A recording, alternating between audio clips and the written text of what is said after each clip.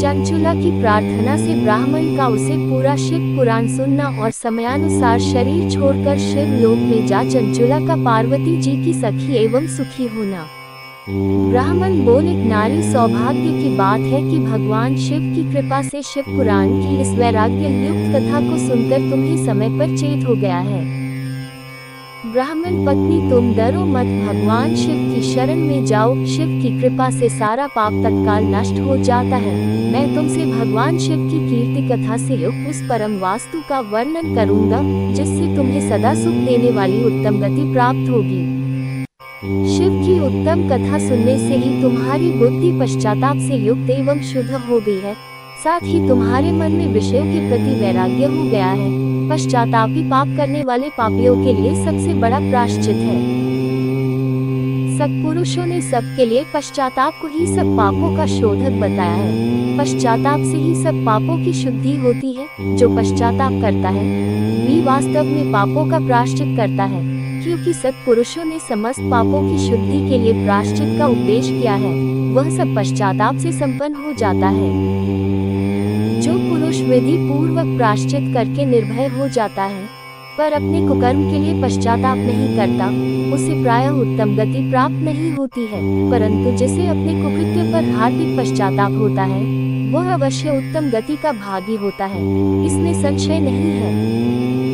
इस शिव पुराण की कथा सुनने से जैसे चित्त की शुद्धि होती है वैसे दूसरे उपायों से नहीं होती। जैसे दर्पण साफ करने पर निर्मल हो जाता है, उसी प्रकार इस शिव पुराण की कथा से चित्त अत्यंत शुद्ध हो जाता है, इसमें संशय नहीं है।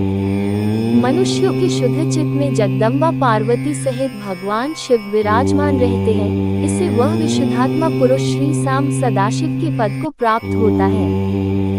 इस उत्तम कथा का श्रवण समस्त मनुष्यों के लिए कल्याण का बीज है, अतः यथोचित शास्त्रोक्त मार्ग से इसकी आराधना अथवा सेवा करनी चाहिए। ये भवबंधन रूपी रोग का नाश करने वाली है। भगवान शिव की कथा को सुनकर फिर अपने हृदय में उसका मनन एवं निधि ध्यासन करना चाहिए, इससे पुनर्तः चित्त शुद्धि हो जाती है। चित्त शुद्धि होने से महेश्वर की भक्ति अपने दोनों पुत्रों ज्ञान और वैराग्य के साथ निश्चय ही प्रकट होती है। तत्पश्चात महेश्वर के अनुग्रह से दिव्य मुक्ति प्राप्त होती है, इसमें संशय नहीं है। जो मुक्ति से वंचित है उसे पशु समझना चाहिए, क्योंकि उसका चित्त माया के बंधन में आसक्त है, वह निश्चय ही संसार बंधन से मुक्त नहीं हो पाता। ब्राह्मण पत्नी, इसलिए तुम विषयों से मन को हटा लो और भक्ति भाव से इस भगवान शंकर की पावन कथा को सुनो। परमात्मा शंकर की इस कथा को सुनने से तुम्हारे चित्त की शुद्धि होगी और इससे तुम्हें मोक्ष की प्राप्ति हो जाएगी। जो निर्मल चित्त से भगवान शिव के चरणार बिंदु की चिंतन करता है उसकी एक ही जन्म में मुक्ति हो जाती है, यह मैं तुमसे सत्य कहता हूँ।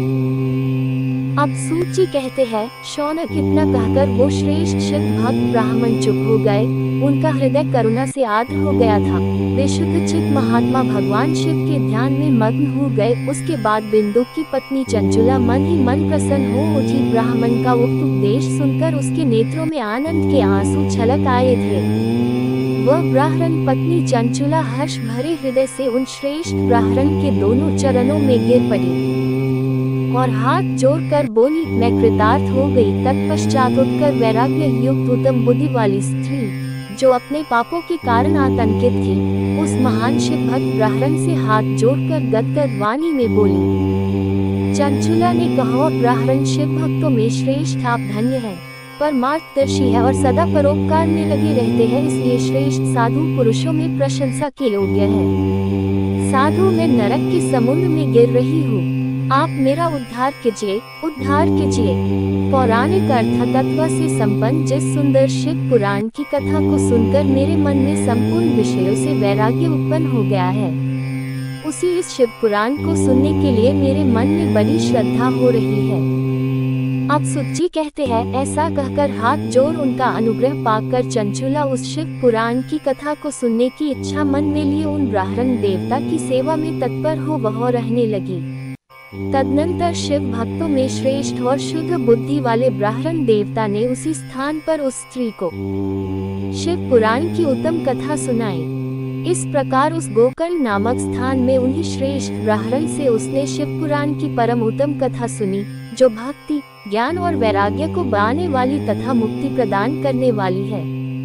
उस परम उत्तम कथा को सुनकर ब्राह्मण पत्नी अत्यंत कृतार्थ हो गई, उसका चित्त शीघ्र ही शुद्ध हो गया। फिर भगवान शिव के अनुग्रह से उसके हृदय में शिव के सगुण रूप का चिंतन होने लगा।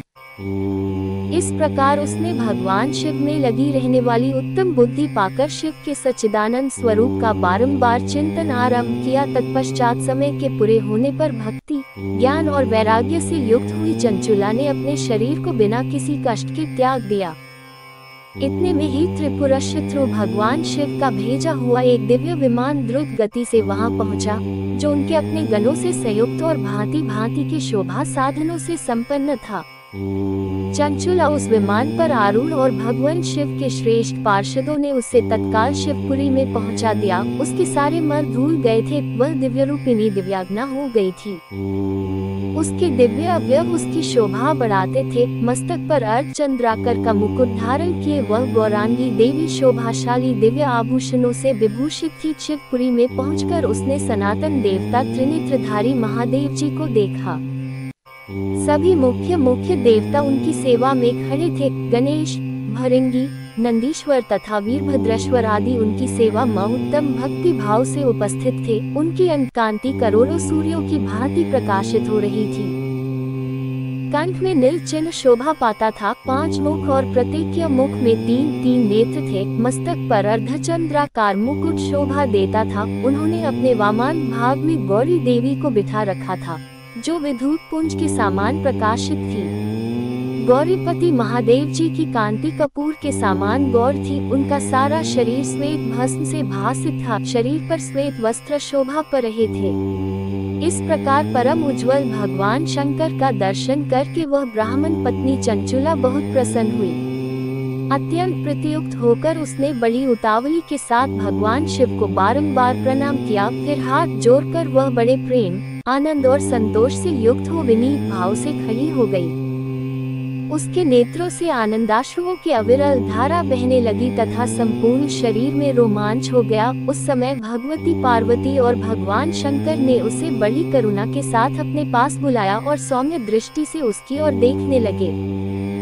पार्वती जी ने तो दिव्य रूप धारणी बिंदु को प्रिया चंचुला को प्रेम पूर्वक अपनी सखी बना लिया।